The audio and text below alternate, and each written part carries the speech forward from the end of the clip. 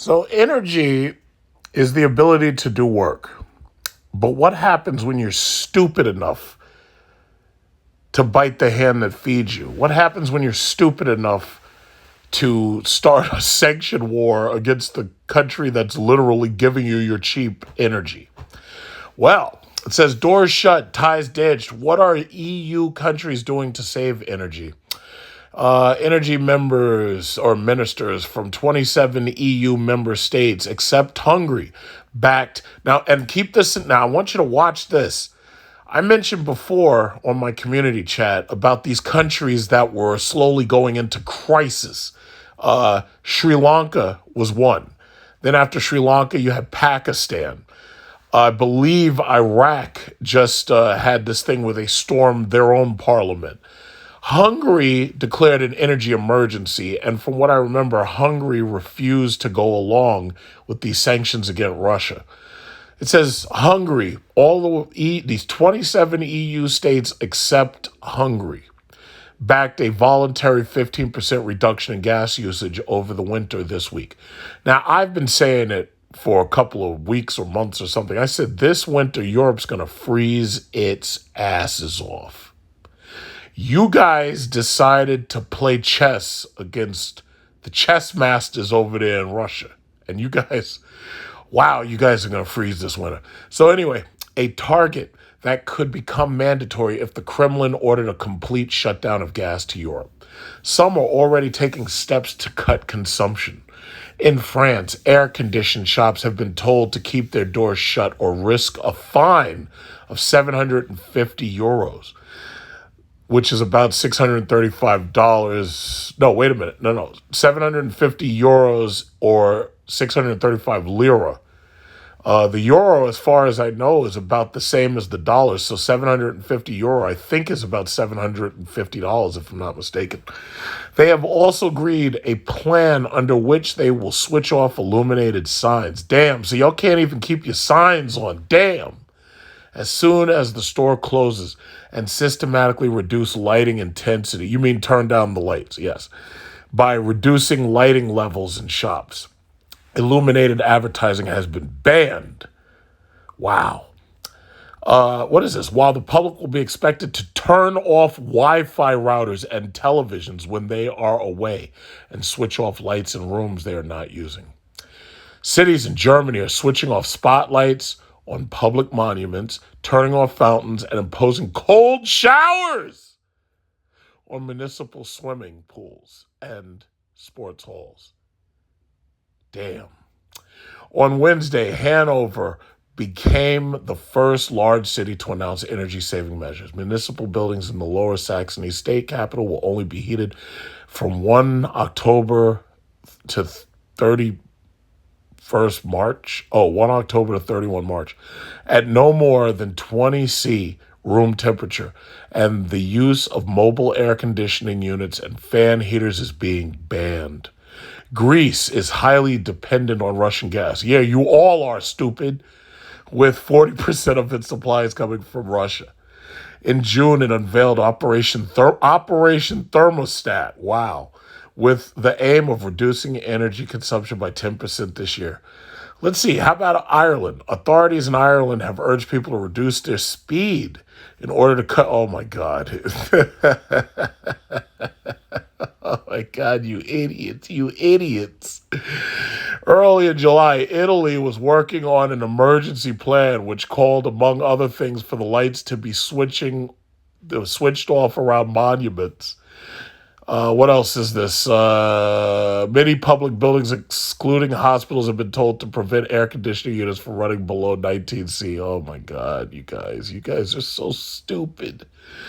Unlike many other EU countries, Spain, which has agreed to a 7 to 8% reduction in gas use, is not dependent on Russian energy supplies. Oh, good for them. On Thursday, the country's environment minister, Teresa Ribeiro, said Spaniards needed to be as intelligent as possible when it came to energy consumption, but added the government was not expecting people's daily lives to be disrupted. We can tell kids to turn the lights off, or we can keep the blinds down. We need to make things like turning the light off when we leave a room routine. You mean to tell me you motherfuckers don't know that shit? I've been doing that shit for the last 40 years. Anyway, on Friday, well, this is enough from Spain. So basically, there you have it. These are just a couple of the energy saving measures from a couple of top countries. Now, I want you idiots to really think about it. Was this worth it? You guys were stupid enough to go along with America's demands that you sanction Russia, and now you're going to freeze your asses off. Let me just tell you a little quick story. In my house, during the winter, I usually have my thermostat set to about, I think it's about, usually, because I don't like being hot at night, but I usually set my thermostat to about 70 degrees. Now, there are some nights and there's some days where it gets cold, real cold. I mean, cold.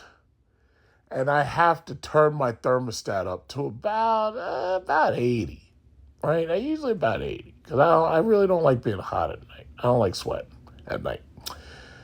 But when it gets cold out there, like when you sit down and your ass is freezing, or your head, like, have you ever been in the bed and you look at your hand and your hand is shivering?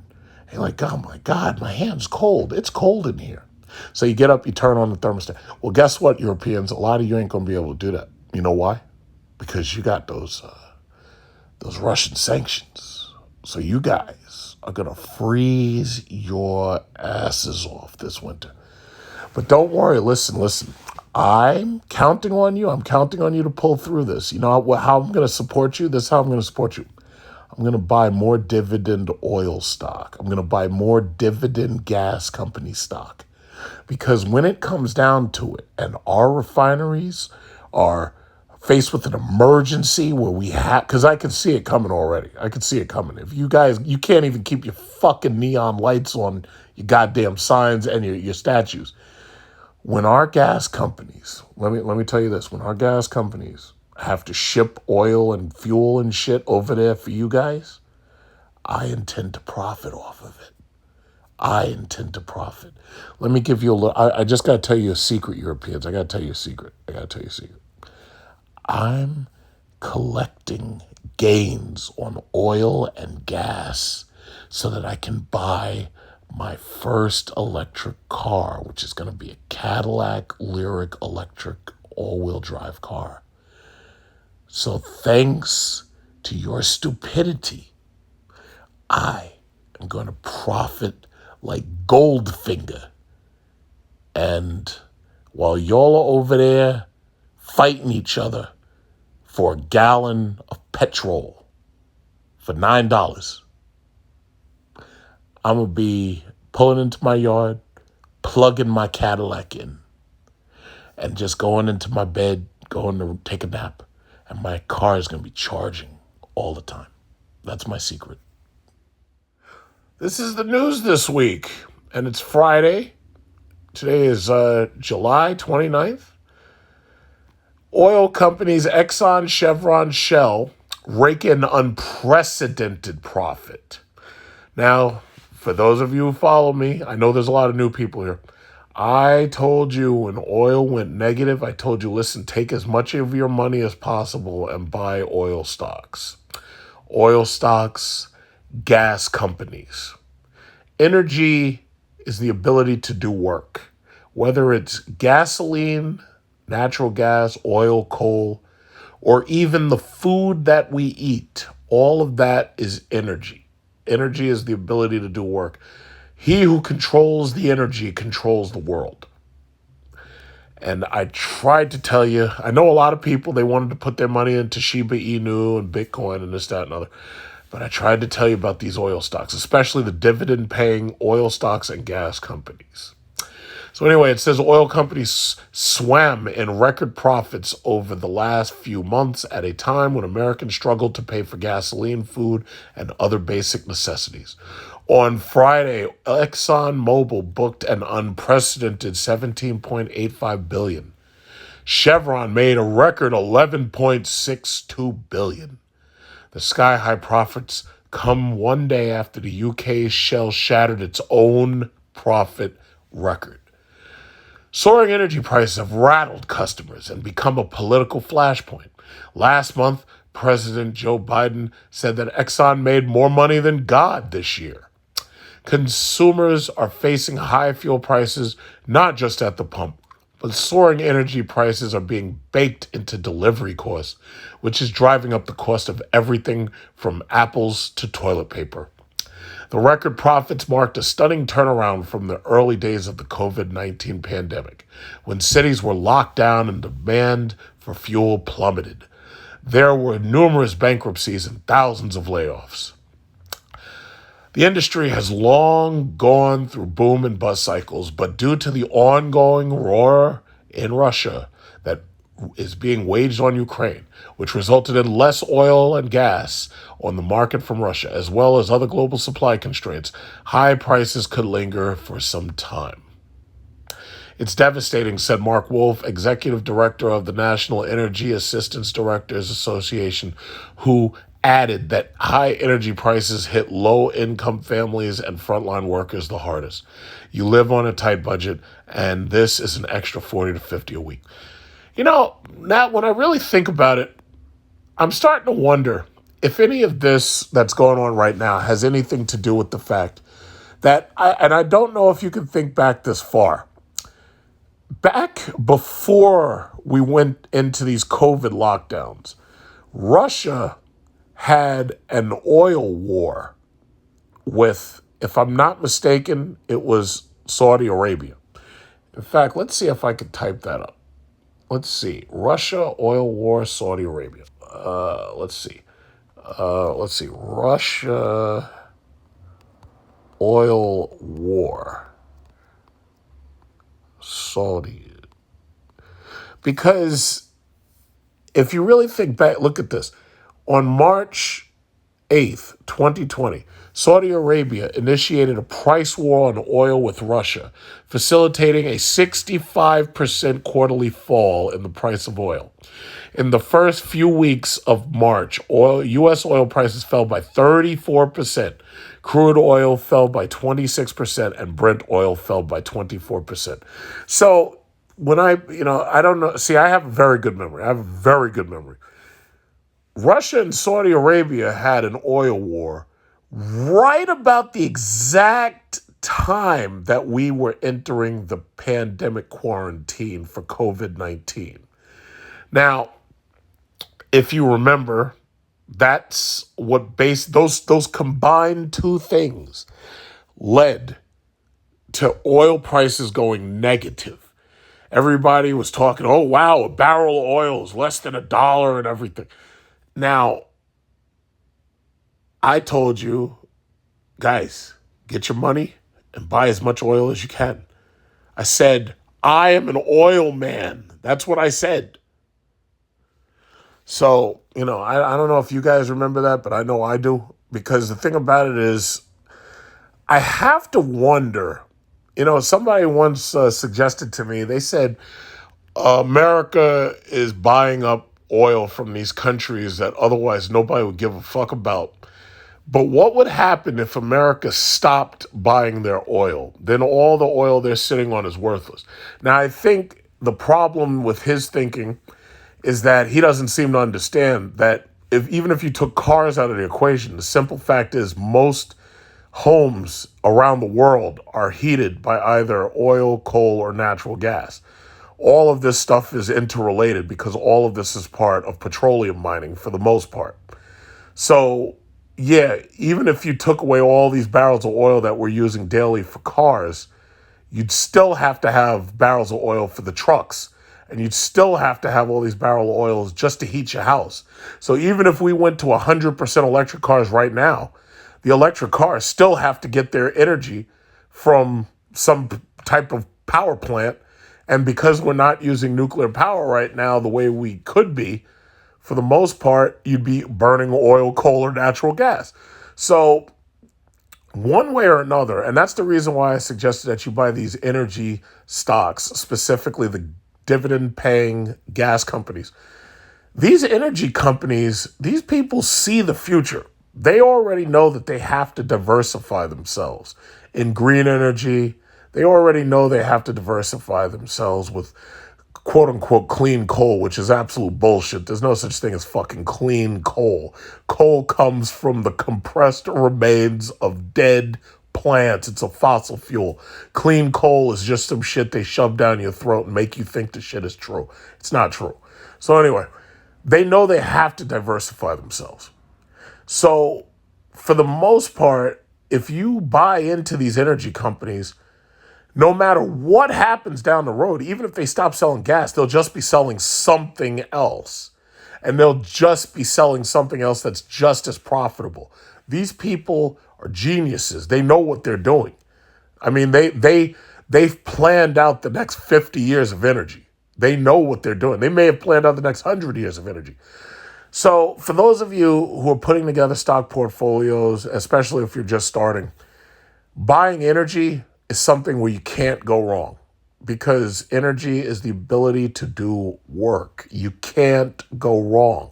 It did, even like when I was telling you to buy these oil stocks, it didn't even matter which one you picked. You made money.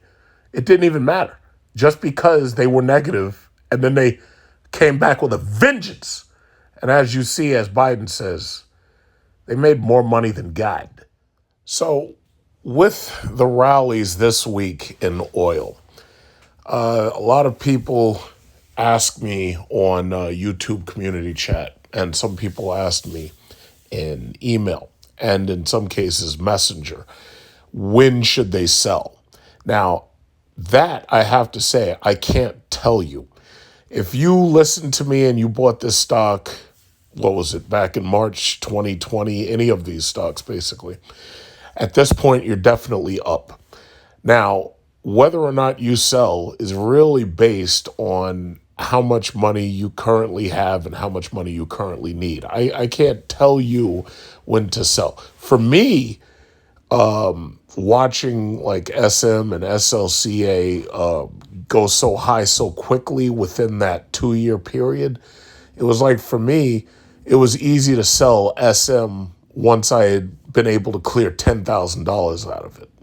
With SLCA, I feel comfortable waiting until it hits about $10,000 worth of gain, and then I'll sell it. Now, some people might feel more comfortable waiting.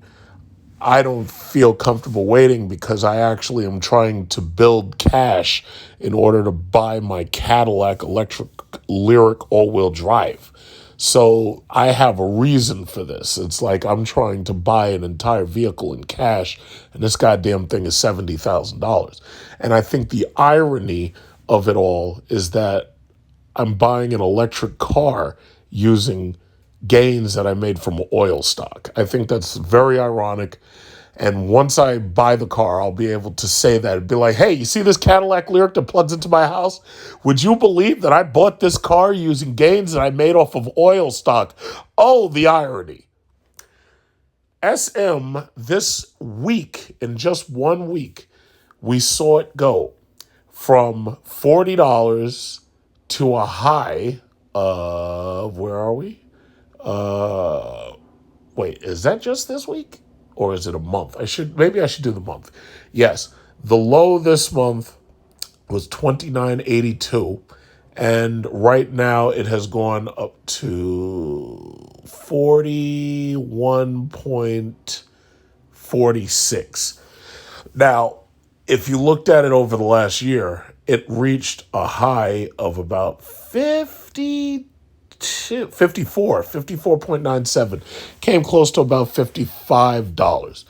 Now, I was selling off some at 50, and I even though this is a dividend paying stock, the simple fact is the dividend it pays is only 0.05 from what I know. Yeah, the yield is 0.05. So when you really think about it, basically the 0.05, it's just as if I was keeping that money in a bank account. So you're not really getting that much of a dividend off it where it's actually worth keeping instead of just cashing it out, you know. Then there was SLCA. Over this 1 year, now if you look at it over the 2 years, it went from like what I bought it at like $2. I think it was like $1.80. And as you can see, It went up to what, $20.65, and within this month we are up to about 14.88. Now, SLCA looks like it may still keep rising because I'm seeing some very good news for all oil companies, all gas companies. You see, like right here is U.S. silica surges as oil and gas customers lock in sand suppliers and whatnot. Basically, it doesn't even matter which oil company you bought. All of them, as you can see, the trend, that's the trend. The trend basically up, up, up, up, up. But the thing about it is you already know this because you're feeling it at the gas pump. So the trend has just been up. CPE has been doing me very well. And these are just some among others.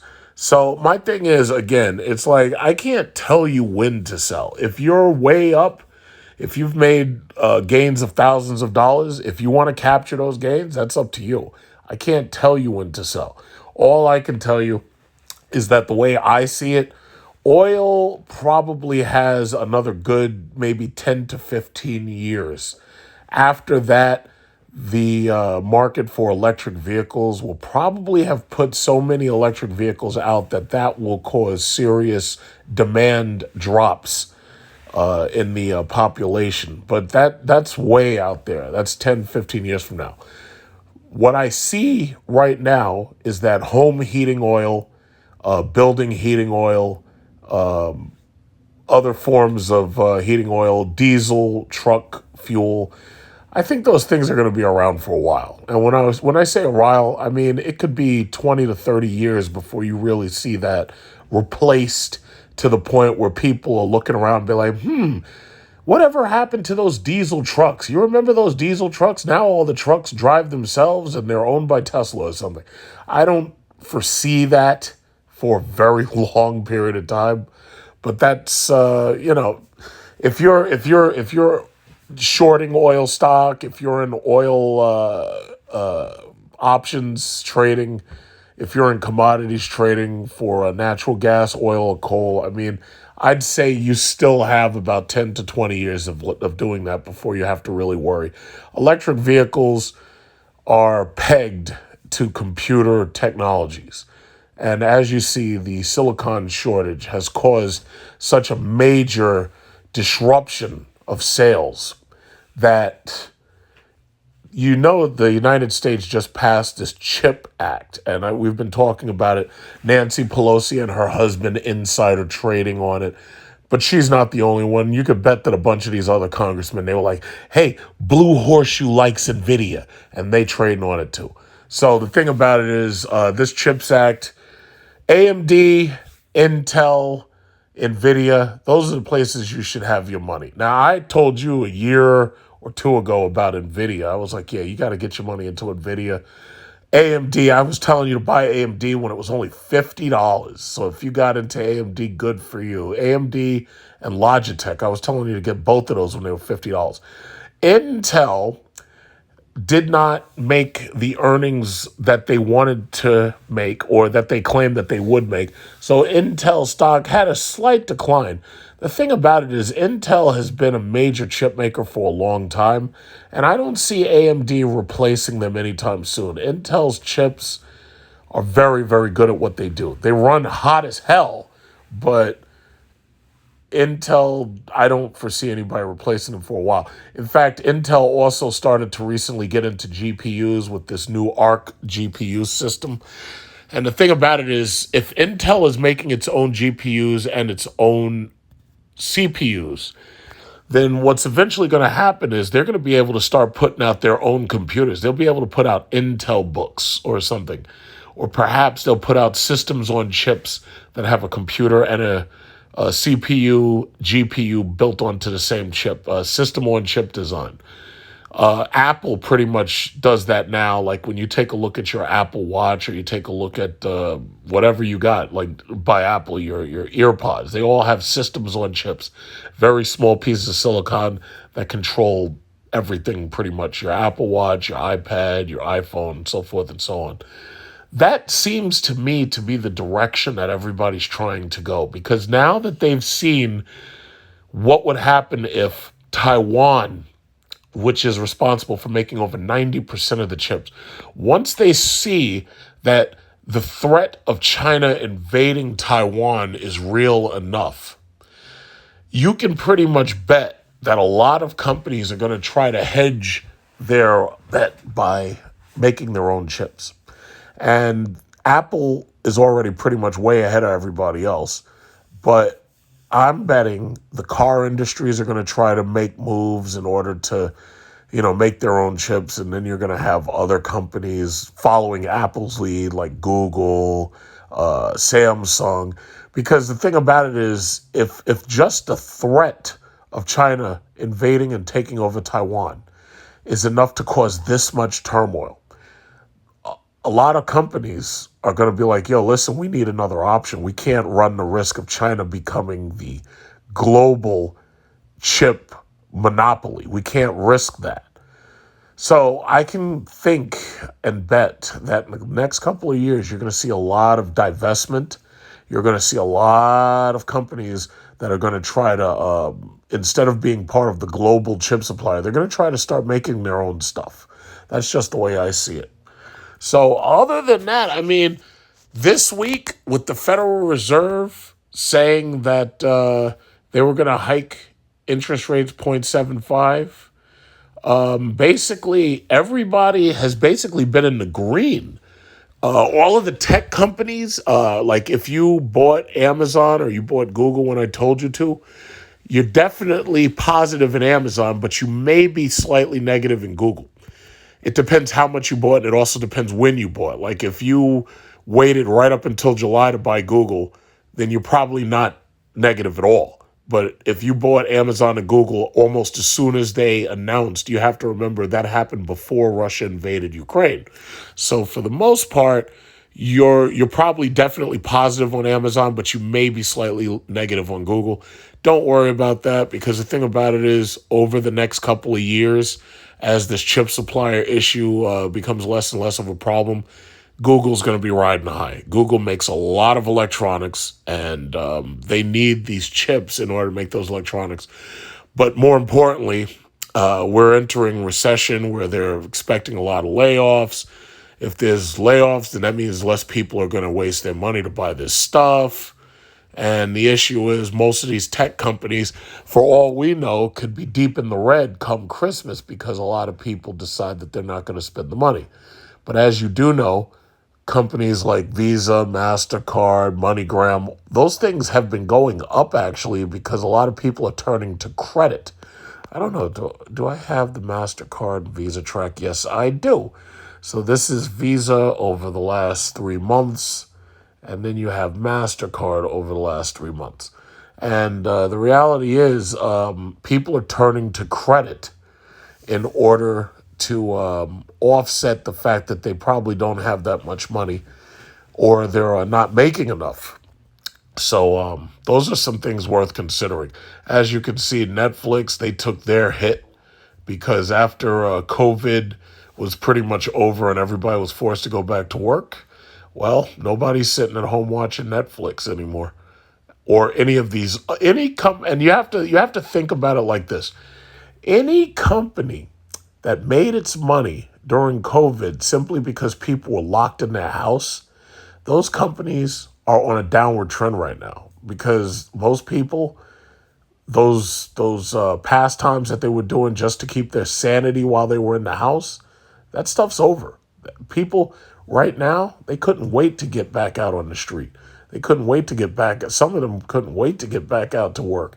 Some of them couldn't wait to get back outside. Because it was oppressive being locked up in the house and forced to actually pay attention to what your children are doing, and actually learn what your children are learning in school. And then you have, let's say, a girlfriend or a wife or something. Could you imagine being locked up and you actually have to talk to her?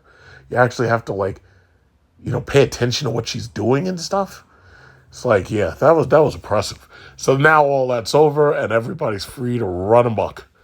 Other than that, not a whole lot more to talk about here, because basically And, most things are moving in the upward direction. I can't say the same for like, AMC and GameStop. Look at this shit. I was trying to tell people, I was like, please, people, don't buy this fucking shit. But did they listen? No, no, no.